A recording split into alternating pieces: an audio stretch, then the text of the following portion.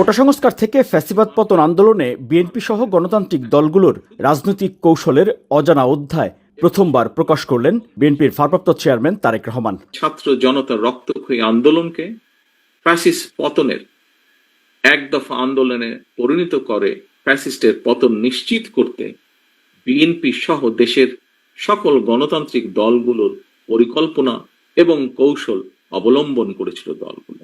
তবে কোটা সংস্কারের পথ ধরে ফ্যাসিস্ট পতনের আন্দোলন যাতে দেশে বা বিদেশে কোনোভাবেই যাতে কোনো একটি পার্টিকুলার বা কোনো একক রাজনৈতিক দলের আন্দোলন হিসেবে পরিচিত না পায়, সেটিও নিশ্চিত রাখা ছিল রাজনৈতিক কৌশলের একটি অংশ।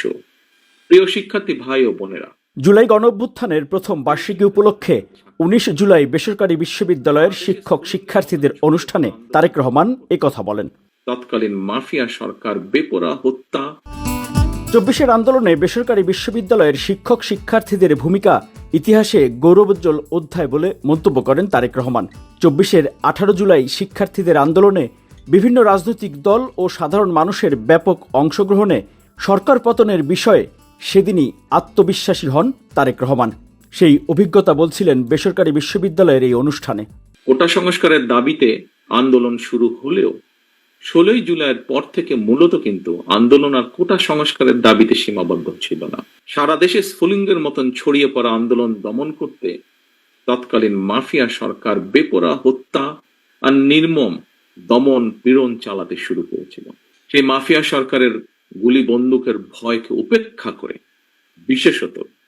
বিশেষ করে 18 জুলাই থেকে দল মত নির্বিশেষে বেসরকারি বিশ্ববিদ্যালয়ের শিক্ষার্থীরা যেভাবে রাজপথে সাহসের সঙ্গে নেমে এসেছিলেন, যেভাবে রাজপথে বুকের তাজা রক্ত ঢেলে দিয়েছিলেন, একজন রাজনৈতিক কর্মী হিসেবে সেদিন থেকে আমার চূড়ান্ত বিশ্বাস জন্মেছিল যে মাফিয়া সরকারের পতন এখন শুধুমাত্রই সময়ের ব্যাপার। 24-এর 18 জুলাই আন্দোলন চলাকালে ভার্চুয়াল বক্তব্যেই তারেক রহমানের রাজনৈতিক দূরদর্শিতার প্রমাণ মেলে।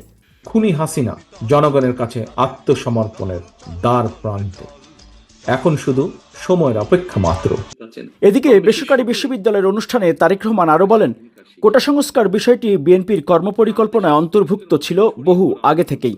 আপনাদের হয়তো কারো কারো স্মরণ আছে, তারপরেও আমি বলতে চাই 2014 সালে 15 জুলাই লন্ডনে বিএনপি আয়োজিত এক আলোচনা সভায় সেই বক্তব্যেই তখন আমি বলেছিলাম, বিএনপি মনে করে জনগণের রায় বিএনপি রাষ্ট্র পরিচালনার সুযোগ পেলে চাকরিতে কোটা পদ্ধতিটি 56% থেকে কমিয়ে পরিবর্তন করে 5% নামিয়ে আনবে বা আনার পরিকল্পনা রয়েছে।